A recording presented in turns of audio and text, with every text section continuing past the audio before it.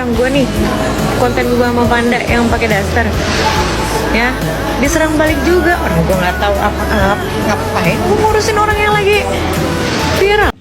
But kalau masalah circle-circlean, senggol-senggolan circle, terus teman-temannya membantu seakan-akan membantu meledek-ledek, I think it's not cool.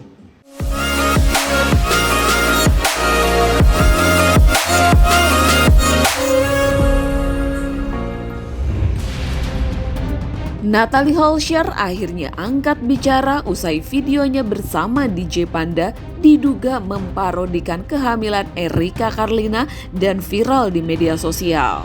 Natalie membantah keras tudingan tersebut dan mengaku tak tahu soal hubungan DJ Panda dan Erika saat membuat konten itu, sembari menyampaikan permintaan maafnya ke publik. Podcast nggak usah pada ngapain lu pada nyampah di TikTok gue. Percuma lu mau nyerang gue nih, konten gue sama Panda yang pakai daster, ya diserang balik juga. Orang gue nggak tahu apa-apa, ngapain gue ngurusin orang yang lagi viral, ngapain gue ngurusin percintaan orang, percintaan gue aja kagak menang anjir lu.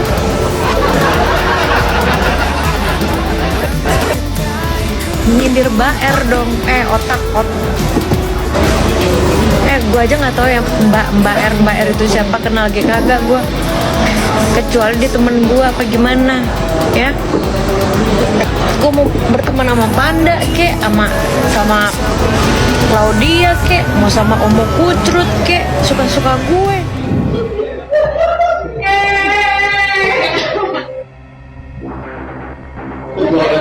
Orang gila gitu, serius lagi. Harus gitu.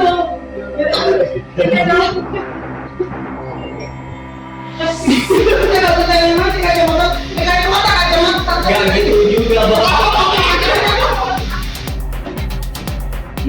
Gila udah ketawa.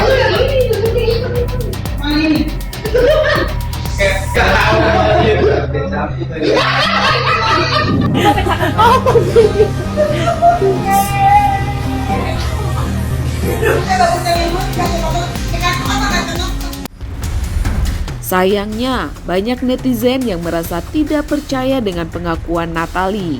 Bahkan, ada TikTokers yang menemukan kejanggalan terkait Natalie yang mengaku tidak tahu soal kehamilan Erika.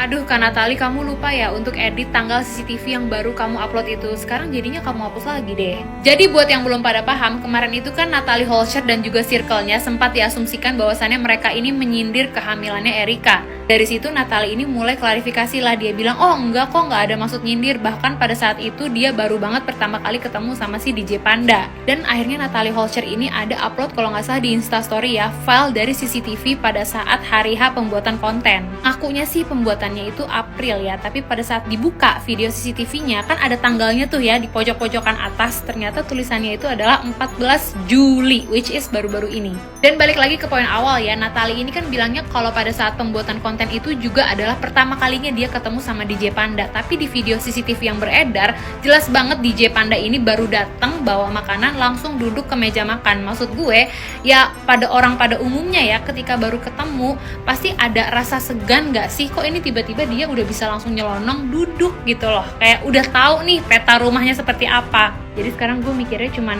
apakah emang pada dasarnya attitude-nya si Pendes ini tuh emang kurang aja gitu loh ya. Jadi lu baru kenal emang udah nyelonong masuk, atau memang sebelumnya mereka ini emang udah pernah ketemu, udah pernah main bareng. Jadi ya nggak ada lagi yang namanya segan-seganan. Tapi kalau emang betul seperti itu, ya artinya klarifikasi kamu yang pertama itu adalah sebuah kebohongan.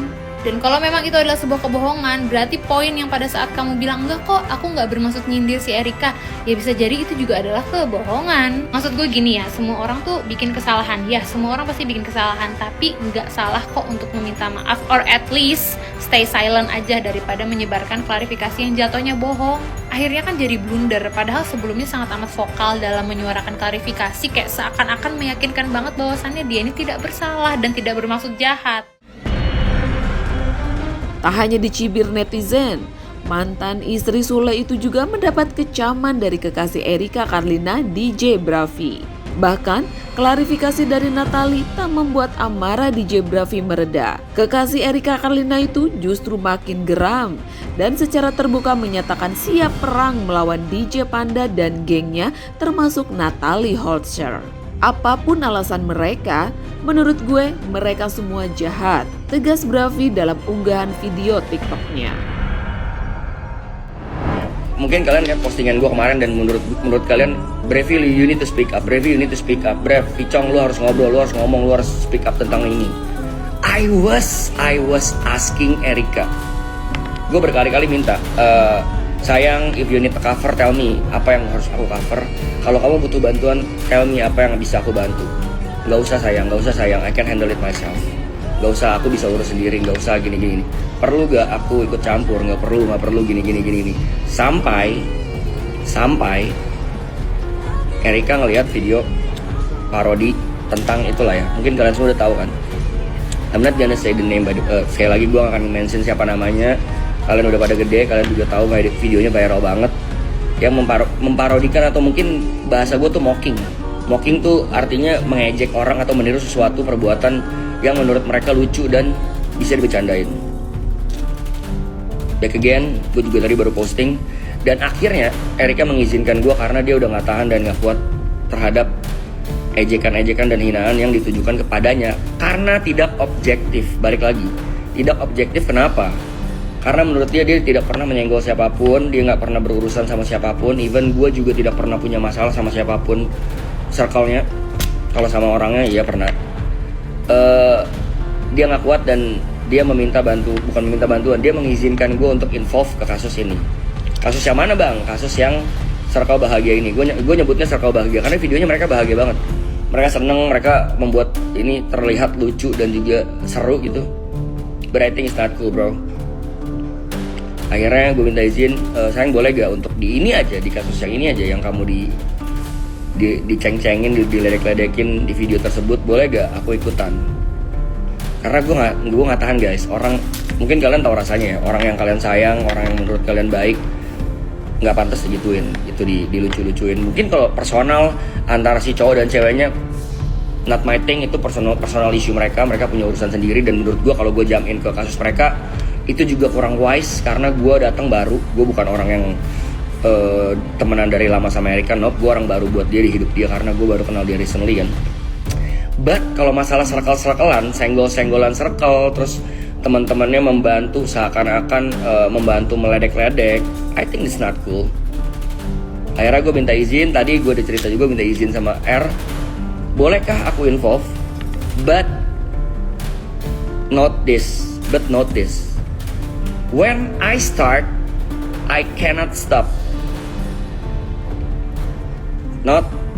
Kalau gue udah mulai, gue gak akan berhenti. Sampai ujung masalahnya selesai, baru gue akan quit dari gamenya. Akhirnya Erika izinin, so let's play the game, I'm in. Dan kalau mau ngadu-ngadu circle, let's do it. Ayo kita adu keras.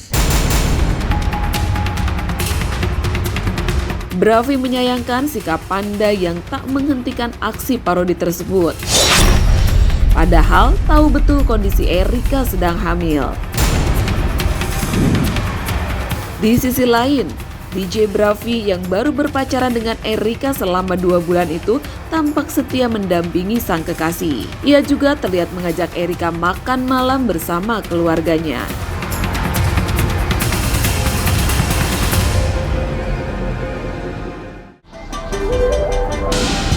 Waduh, kira-kira Natalie beneran nggak nyindir Erika nih? Atau justru cuma ngeles doang biar nggak kena hujatan? Gimana menurut kalian? Yuk komen di bawah ini.